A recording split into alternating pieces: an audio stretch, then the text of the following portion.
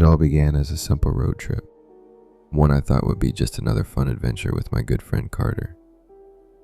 We were heading out to visit some friends from college, a trip that spanned nearly 15 hours of driving through stretches of highway that seemed endless and empty. The plan was straightforward enough. I would take the first leg, Carter would take over after a few hours, and we'd switch off to keep each other alert.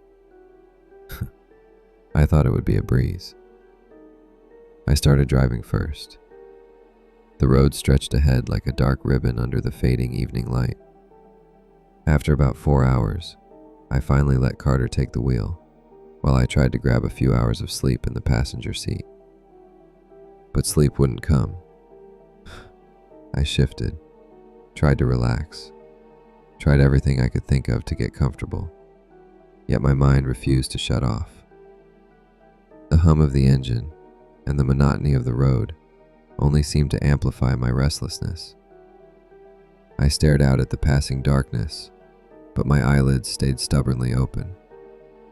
Eventually, it was my turn to drive again. I slid behind the wheel, hoping that the brief rest had helped me recover, but I was more exhausted than I had been before. My body ached, my eyes burned, and every muscle protested against the effort of staying alert. Somehow, despite the fatigue, I managed to keep my focus on the road. Or so I thought.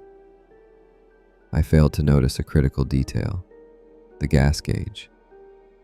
Carter's old Chevy had no fancy dashboard alerts or low fuel warnings, just a simple, tiny needle that I had never glanced at. Annoyed, I was too tired, too distracted, too unaware. Then the car sputtered. The engine coughs violently, and a cold dread shot up my spine. I slammed my hand down on the dashboard, finally glancing at the gauge. Empty. Completely empty. My stomach sank as I realized what had happened. Carter shot awake beside me, his eyes wide with alarm as he frantically searched his phone for the nearest gas station. 4 miles, he said, voice tight with tension. 4 miles through nothingness, surrounded by flat plains stretching endlessly into darkness, with no other cars in sight. We quickly weighed our options. Calling for help would mean paying an outrageous fee for a tow or delivery of fuel, and we could still see the faint glow of the gas station in the distance, or so we assumed. Carter decided he would walk to the station, fetch a canister, and bring it back while I stayed behind with the car. It wasn't the safest plan, especially at 1 in the morning in the middle of nowhere, but we had no other practical choice. Carter disappeared into the darkness, his figure swallowed by the night almost instantly. I leaned back in the seat, trying to calm my racing heart, but the isolation of the empty highway pressed down on me. Minutes passed, and then headlights appeared far ahead. At first, I thought it was just another car, but the way it moved was wrong, unnervingly wrong. Instead of maintaining speed, the vehicle crept forward slowly, painfully slow, passing us at barely 20 miles per hour when the speed limit was closer to 60. I watched in the side mirror, unease twisting in my stomach as the car disappeared, only to turn around a few moments later. This time, it came back even slower, creeping along like it was searching, observing, waiting. Shiver ran down my spine. I called Carter, my fingers trembling on the phone, but it rang endlessly, nothing, no answer. My chest tightened with panic. I imagined the worst. Maybe something had gone terribly wrong while he was walking. Adrenaline surged. I made a split-second decision to leave the car and try to catch up with him. I convinced myself it would only take a few minutes to reach him. It had only been 10 or 15 minutes since he walked away. I stepped onto the roadside, the asphalt cold under my shoes, and began jogging. The night was silent, so silent that every sound, my own ragged breathing, the crunch of gravel underfoot, the faint hum of insects felt magnified, echoing around me. 15 minutes of jogging stretched into what felt like an eternity, I still hadn't seen Carter, and every passing second made the unease twist tighter in my gut. I pulled out my phone and tried calling him again. Then I heard it, a faint ringing, almost swallowed by the darkness, coming from somewhere in the grass along the shoulder of the road. A tiny dim light flickered, his phone barely visible in the blackness. I stepped carefully into the grass, calling out. Finally, a voice responded. Carter. His voice trembled as he whispered urgently, instructing me to get down. Confusion and fear collided inside me, but instinct took over. I ducked into the tall grass, just in time to see the headlights again. The same slow-moving car. Whoever was inside was clearly searching, scanning the roadside, looking for us. The vehicle made multiple slow passes, its presence oppressive, threatening, deliberate. When it finally moved away, we bolted, running toward the gas station as fast as we could. Carter told me what had happened. A man had tried to pull him into his car, his intentions dark and unmistakable. Carter had run off the road, diving into the grass to hide, his phone slipping from his pocket during the frantic escape. Eventually, we made it to the gas station and contacted the authorities, giving them a full description of the man and his vehicle, but they never found him. The memory of that night still lingers, gnawing at me every time I glance at a gas gauge. One lesson was clear. I would never, ever allow the gas tank to run empty again. This all happened back in 2014. Back then, I hardly ever went on road trips. Life was busy, and it was rare that I could take multiple days off just to drive somewhere, and still have time to actually enjoy the destination. But at that moment, I found myself in between jobs, and my family was planning a surprise 50th birthday celebration for my dad. Gas was cheap compared to now, and flying would have been far more expensive. Between saving money and having the time, I decided to make the drive. I planned it as a 3-day journey to be safe. After the first full day of driving, I pulled into a nearby motel and booked a room for the night. It wasn't much, just a nondescript place with peeling paint and the faint smell of old carpet, but it was enough for a night's rest. I slept in late the next morning, waking around 11 a.m., feeling groggy but ready to get back on the road. I packed up my belongings, opened the motel door, and froze. A man was standing there, right in the doorway. Mid-40s, tired looking, heavy bags under his eyes, with a face that seemed to radiate unfriendliness. "Excuse me," he said. I tried to sidestep him, but he didn't budge. The moment was awkward, tense, and disconcerting. As I moved the rest of my things into the car, the man simply stood there, watching. A deep, instinctive chill ran down my spine. Thankfully, I wasn't staying another night. I quickly checked out and got back on the highway, the memory of his stare lingering like a shadow over me. The day's drive was the longest stretch I planned, at least 10 hours on the road. At first, the route was forgiving, winding through towns and cities, the occasional sign or traffic light breaking the monotony. But after 5 or 6 hours, the urban landscape faded by long stretches of lonely, rural highway. With towns now rare, I stopped at the next gas station to fill up. I stepped inside to grab a coffee while the pump did its work. When I returned, I noticed a car had pulled up unusually close to mine. A deep red, old Corolla, its bumper nearly touching the back of my car. No one was outside, and the windshield was tinted so dark, I couldn't see a thing. Yet I couldn't shake the sense of being watched. The air suddenly felt heavier, colder. I finished pumping gas and hurried back into my car. Almost immediately, the red Corolla left the station but then merged behind me onto the highway. My stomach churned. For hours I noticed the cluster of headlights behind me, a faint, persistent presence that grew more ominous as night fell. Eventually, after 4 more hours, I lost sight of the car and tried to relax, telling myself it was just coincidence. I sipped my coffee, desperate to stay awake, my eyes flicking to the rearview mirror with every passing second. The next gas station came as a relief. Though the convenience store was closed, I needed fuel anyway, so I pulled through and started filling the tank. That's when I saw the familiar red Corolla again. My heart rate spiked. This wasn't coincidence anymore. My mind screamed that I was being followed. I barely had time to react before the Corolla roared up next to my driver's side. The passenger door swung open, and the man from the motel stepped out, rushing toward my car. My blood ran cold. He froze only when he realized he couldn't open my door. I got in and hit the ignition, glancing at him in the rearview mirror. Instead of anger or frustration, he grinned, an unnerving, wide, psychotic smile that made my stomach turn. I floored it back onto the highway, the night stretching endlessly ahead. Thankfully, I eventually reached the city in safety, almost certain I hadn't been followed further. But the image of him, the way he got out from the passenger seat, haunted me. Someone else had been driving him, involved in whatever twisted plan this man had.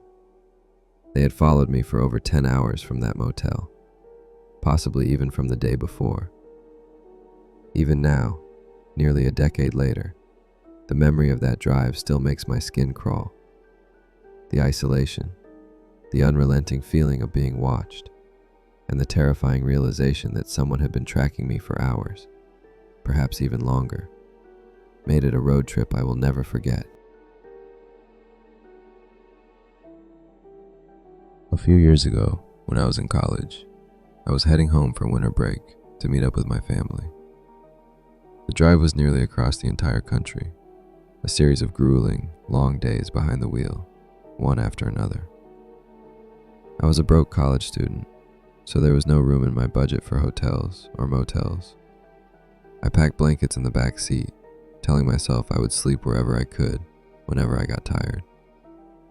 I thought I was prepared, but nothing could have readied me for what happened that night. By 1 a.m., after driving nonstop for over 11 hours, I finally admitted defeat. My eyelids were heavy, my head drooping dangerously close to the steering wheel. I pulled into the nearest rest stop, a small, isolated pull-off, meant for only a handful of cars or trucks. There was a tiny building with a restroom and a few vending machines, surrounded by darkness and silence. Only one other car was parked there, far back from the road. I parked my car in the opposite corner to give us both some privacy. I stepped out to stretch my legs and use the restroom. The place wasn't clean, the floor was grimy, and the smell of stale air lingering, but I was too tired to care. I did my business and headed back to my car, only to freeze mid-step. A man was standing right outside my window, staring into my car, as if he was looking for something, or someone. His presence made my stomach churn. I tried to sound casual, though my voice cracked slightly. Can I help you?" He jumped slightly, and nervously took a few steps back, chuckling awkwardly. "I was just seeing if you had some cash for the vending machine," he said. My car was a fishbowl, completely clear windows with no tint. There was absolutely no reason for him to be pressed up like that, peering in so closely. "Yeah, no cash on me. Sorry, man," I said, walking around him to get back inside. But instead of leaving, he stayed. He tried to start another conversation, asking what brought me out there at this hour. I'm on a road trip. I'm sorry, but I really need to get some sleep. Can't talk right now." He waved awkwardly and walked over to the other car, getting in. For a moment, I felt relief, but it was fleeting. I was too tired to even fully register my discomfort. All I wanted was sleep. I reorganized the clutter in my front seat, tossing things into the back, and leaned my seat back as far as it could go. My eyes shut, and I tried to drift off. But just minutes later, faint lights flickered outside my car. I opened my eyes, heart pounding, to see the man had moved his car right behind mine. Creeped out, and realizing this was escalating, I knew I couldn't stay. I shoved the seat upright, tossed the car in drive, and merged back onto the highway, muttering curses under my breath. There weren't many places to stop on this stretch of road, so this detour would cost me at least 30 to 40 minutes. But my safety mattered more than convenience. I was dangerously tired, my eyelids fluttering uncontrollably. Seconds of dozing off alternated with moments of panic as I struggled to stay awake. Hours later, I finally reached another rest stop, or what appeared to be one. It was abandoned, decaying, graffiti covering the exterior, taped up windows. Still, I convinced myself it would be safe enough for a few hours of sleep. Exhaustion took over and I passed out almost immediately. I think I slept from around 2 a.m. to 4 a.m., getting some of the best sleep of the trip. That's when it happened. A violent crash against my car jerked me awake. My heart stopped. The entire car shook. I scrambled to figure out what had happened. Looking in my left mirror, headlights glared at me. Another car had pulled in behind me. Glancing to the right, I froze. A man stood there, holding a metal baseball bat, swinging it repeatedly against my car. The back window shattered, glass spraying across the seats. I screamed, "What the fuck?" over and over, fumbling for my keys to escape. He approached the passenger window, and that's when I recognized him. The same man from the previous rest stop, the one who had seemed innocent, or at least harmless, earlier. But now his sinister smile revealed pure malice. He taunted me, whispering, "Liar, liar," as he slammed the bat against my car. Panic surged through me, but I managed to start the car and peel out of that place. My hands shook violently as I dialed 911, barely able to hold the phone steady.